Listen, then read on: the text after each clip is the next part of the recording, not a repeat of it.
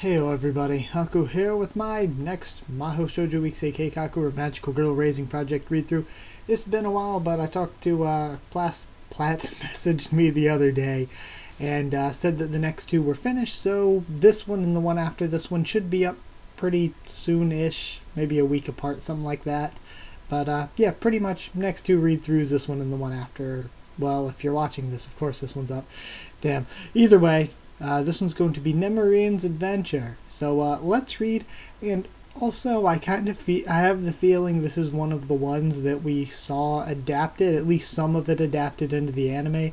At least that's what I'm feeling here. I could be wrong, but I think this is going to be the one that was that one flashback dream with Nemurin and Swim Swim. I have a feeling that's going to be in here.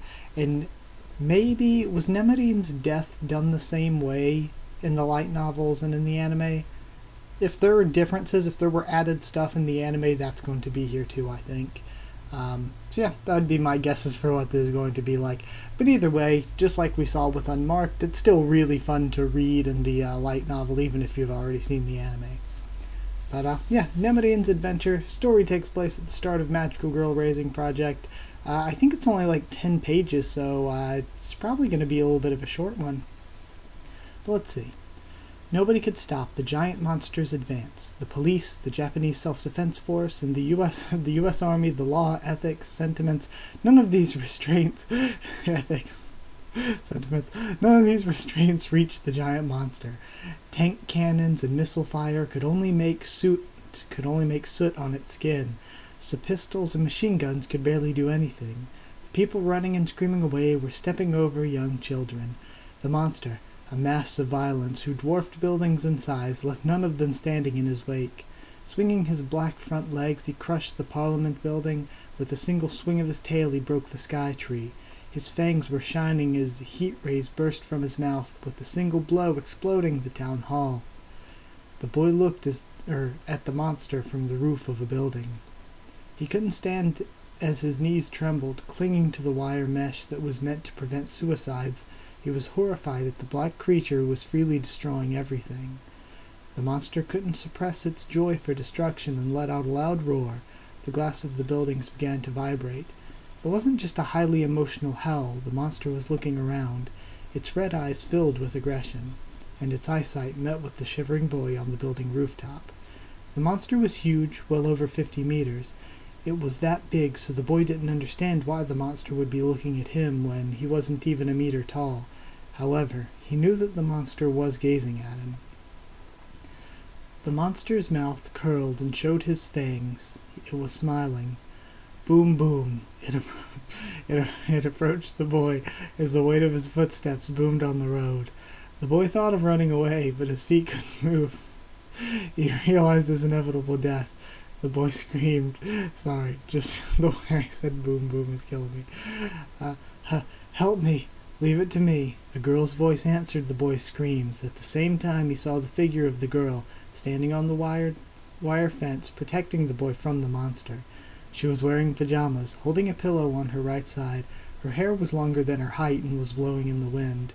Evil monster, who would hurt these people and destroy these buildings? The magical girl Nemurin will defeat you. Here it comes. She jumped from the fence, breaking at a sharp angle in the air, landing in between the monster's eyes, and kicked it. The monster, who didn't even take a scratch from the missiles and tanks, let out a loud cry. The girl kicked, punched, and hit with her pillow, and the monster expressed the amount of damage it had received with its pitiful-sounding voice. The girl chased after the escaping monster, grabbed its tail, and swung it around and around, hitting the monster. It caused impacts. The ground shook, the road collapsed, the buildings tilted, and while the monster was taking damage since it was being spun around, the monster's eyes were spinning as well. When the monster stopped moving, the girl placed 2 of her index fingers between her eyes and posed. Nemurin beam. Be. A jagged bolt of lightning and bending beam shot out between her eyes. The giant monster was hit by the golden beam. Its black skin turned green. Its horns and fangs shortened, and its size became smaller than usual. I've purified the evil heart that's controlling you. Now return to the southern islands. The monster stood up, bowed its head to the girl, leaving off somewhere with invigorating footsteps. For a while, the girl looked at the leaving monster, after which she flew off and disappeared into the sky. The boy stared dumbfounded at the sight of it all. While he was dazed, his mother woke him up with a shouting voice. "How long are you going to be sleeping? You'll be late." You put her there instead of his. Just throwing it out there in case Platt was watching and wanted to make the edit. But oh man, that is one of my favorite scenes still from the anime. I struggle to think of scenes that aren't very, very sad that I liked more than that. The sad scenes I liked because they were very good. This I liked because it was lighthearted and great and funny. Oh man, I love that scene. This was the boundary between dreams and reality. Fluffy white clouds were everywhere, continuing endlessly. Like cotton candy, actually if you took a bite, they would taste sweet. There was a canopy formed by clouds surrounding it on all four sides. Underneath it a sofa had been prepared. The magical girl Nemurin's long hair flowed down to the floor of the clouds, sitting down on the sofa and fiddling with her magical phone. The stereoscopic mascot character Fav emerged from the screen. The magical phone displayed the number 75,365,689,921 on the screen. It was the number of magical candies that Nemurin possessed. Getting rid of that monster today made some pretty good numbers, huh? Doing that would save Earth and space, Bone. Do these have a max limit? You mean when the counter stops? There's probably an upper limit on the settings, but no magical girl has ever saved up enough to reach it, Pone. Yawn. Guess I'll have to keep working hard to save up. Maybe I'll be the first magical girl to reach the limit. You know you should really try and work hard in the real world, Pone. Working in the real world is tiring, though. Magical candies earned in the dream world can only be applied in the dream world. No matter how much she had gotten in the real world, Nemurin's candies were still 0. Considering the rule that the magical girl with the lowest number of candies will stop being a magical girl that was announced yesterday. Wait, hold on, we're still 0. Considering the rule that the magical girl with the lowest amount of candy will stop being a magical girl that was announced yesterday, so Nemurin would be the first to fall.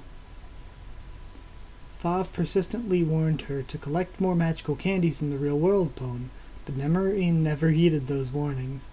Her asthma was severe, so she couldn't go out and play as freely as her brother and sister always told her. As freely. Her brother and sister always told her, "This is what happened today," or "This is who I talked with today." She preferred hearing their interesting experiences, rather than just being a good listener. It was more like she really did enjoy the stories they told from the bottom of her heart, and her brother and sister, who saw that she was enjoying it, felt happy too. Whether it's failures or secrets, they tell her everything.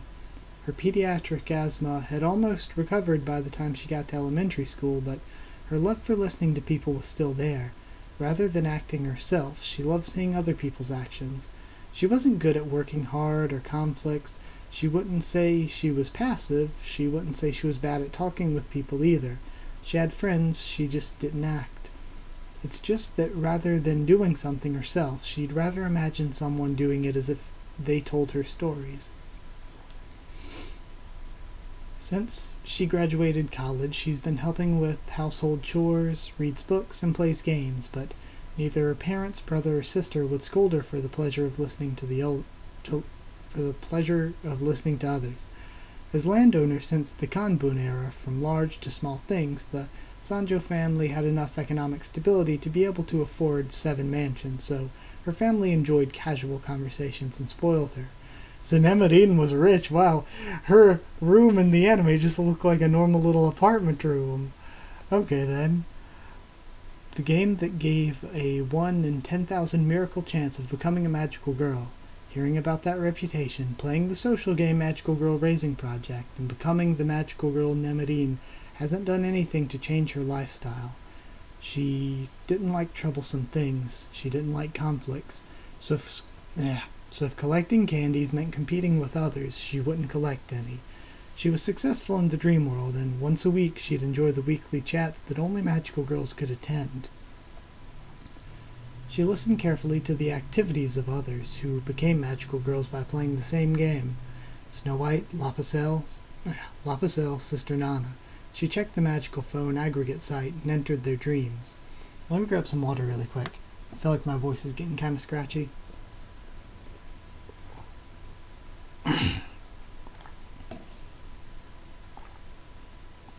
Okay, maybe that helps some. The dream world was Nemurins' world. If she met the person directly, she can see into their dreams and grasp into the boundaries between dreams and reality. If it was a magical girl's dream, she'd immediately rush to watch them, and would also sometimes participate. It was rare for a magical girl to see another magical girl's dream, so there was no way she was missing out. Snow White was a singing and dancing magical girl idol making her debut. Sister Nana was trapped in the tower of a castle as her prince came and rescued her. Top Speed won the broomstick race championships. Winter Prison was making out with Sister Nana in their apartment room. Even when Nemurin vowed not to miss anything, she couldn't endure it halfway and left. Lapicelle was slaying dragons. As the dragons pushed back, Nemurin suddenly flew down. She saved Lapicelle and threw a rock at the dragon, and accidentally hit the back of Lapicelle's head. Nemurin flew off in a panic, but when she checked up the next day, Lapicelle said, "I woke up this morning with a huge bump on my head." Nemurin silently apologized. Fav called her a peeping Tom, voyeur, and stalker. Nemurin also silently apologized to people for that, but headed off to another dream again today. She opened a big gate. The clouded road sank, not just the clouds, but the boundary between dreams and reality sank, finally allowing her to pass through to the dream world. The soft clouds transformed into hard cobblestones. The number of people increased, crowded so much that there wasn't any room to see. The stuffiness made her want to puke. The European Middle Ages city was bustling with business. Everyone was excited. There was something within the vortex of enthusiasm. Nemurin flew up to avoid the stuffy heat. She sat down on the roof of a building with an inn sign on it.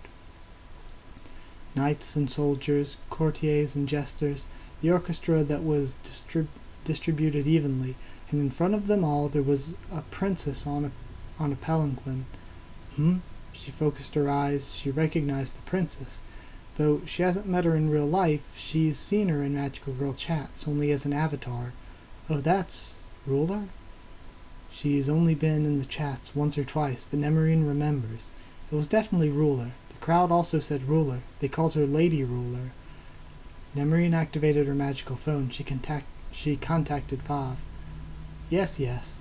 Hey Fav, that princess looks like Ruler, right? She does, Pone. My magical skill is only to visit the dreams of people I've met before, right? I don't remember meeting Ruler face to face. Maybe you've seen her as a human? Ah, that's right. Huh. When she finally looked, the ruler on the palanquin was slightly blurry. This isn't Ruler's dream. That ruler is part of the dream. The dream world was Nemurin's world. It's Nemurin she can feel who is a part of the dream and who is actually dreaming the dreams. This wasn't Ruler's dream. This was someone who was dreaming of Ruler. Nemurin's antennae increased their sensitivity. Looking around her surroundings, her eyes stuck to one girl. A girl sticking away from the crowd, with an atmosphere completely different from the crowd's enthusiasm. She was probably an elementary school first grader. She was really cute. That girl was the dreamer of this world. Even if she saw her as a human, Nemurin's antenna's reaction knew that was a magical girl. She was dreaming with the form she had before she transformed. Nemurin flew off from the roof of the inn, landing next to the girl. The girl didn't notice Nemurin suddenly being behind her and just kept staring at Ruler. Nemurin looked at the girl's head. She wondered if she's seen this girl in the neighborhood before or not, whether she greeted her when she went back and forth from school or not. The girl had sparkling eyes with full attention directed at Ruler. You like Ruler? Nemurin asked a question while keeping her eyes on Ruler. The girl nodded. Ruler's pretty cute, huh?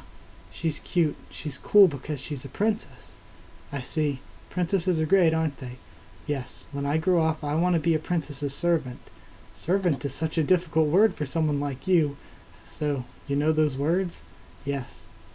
I see. Instead of being a princess's servant, why not be a princess instead? Huh? For the first time, the girl took her eyes off Ruler. Her eyes widened in surprise as she looked at Nemurin. Nemurin crouched down to meet the girl's eyes. "I'm sure you can do it. Any girl can be a princess." "I can be a princess?" Nemurin stroked on the small girl's head and flew away. Within the little girl's dream, she knew that there was both fear and adoration. Children don't try to hide their blunders with vanity like adults. Nemurin loved seeing these dreams, but today she sighed out. While running through the space where the boundaries of dreams and reality met, the girl she met on that dream stuck to the back of her head. "What's wrong, Pone?" The question wasn't one of worriedness. Fav's voice was that of curiosity, spread all over his tone. Nemurin once again sighed. "It's nothing. I'm just remembering that girl's sparkling eyes. I'm just wondering if I dirtied them, is all. A young girl's eyes can be poisonous, you know. Well, you're pretty dirty in real life yourself. No other magical girl acts like a peeping Tom, Pone." "Ah, don't you have a little feeling of comforting me?" "I don't, Pone. You never do." She didn't want to participate in competitions. That was her reason. Since magical candy gathering was a competition, she refused to compete. That was her conviction. That was how she was boycotting the candy collection half-heartedly. However, the reason has sort of changed. She saw the admiration within the girl, pure thoughts. Even without transforming, she knew she was a dazzling magical girl. That girl was also a magical girl from this city. She should just be a magical girl, not be forced to collect more candies. However, Nemurin wanted to delay the stain and pain from the candy collecting competition as much as possible. If Nemurin became a normal human again, then maybe that girl can stay pure. Maybe. At this rate, you'll drop out in the next weekend chat, Nemurin, Pone. Well, really, I guess it's time to end the fun life of a magical girl. Nemurin, what do you want to do once you stop being a magical girl, Pone? Good question. She turned her head left, she turned her head right. Breathing in full of air, the air of the dream world was strong, sweet, and somewhat painful. While flying, she looked at her legs, seeing her right sock slide down. She pulled it up. Nemurin muttered, "Maybe I'll graduate from being a NEET and find a job." A white sea of clouds widened before her eyes. Nemurin thought, today was a good dream. That was so good. Nemurin is definitely my second favorite character from Unmarked. Yeah, I think that's where I put her on the list, isn't it? I would say she's my second favorite character behind Clanberry. Clanberry is my favorite character because Clanberry just has such an effect for the entire series, even moving on past Unmarked. Even though she didn't survive Unmarked, she has probably the biggest impact on the series. So yeah, I really like them. And then I guess after that, at this point, when I first watched the anime, the light novels have changed my mind. When I first watched the anime, I think after that it was maybe Weiss Winter Prison, and then a couple others after that. Oh, I think it was Weiss Winter Prison, then Tama, then Hardcore Alice. Now I would actually put Hardcore Alice probably in third, and then fourth and fifth would probably be Ripple and Tama. So Tama's still up there in the top 5, but I would put in Ripple and Hardcore Alice.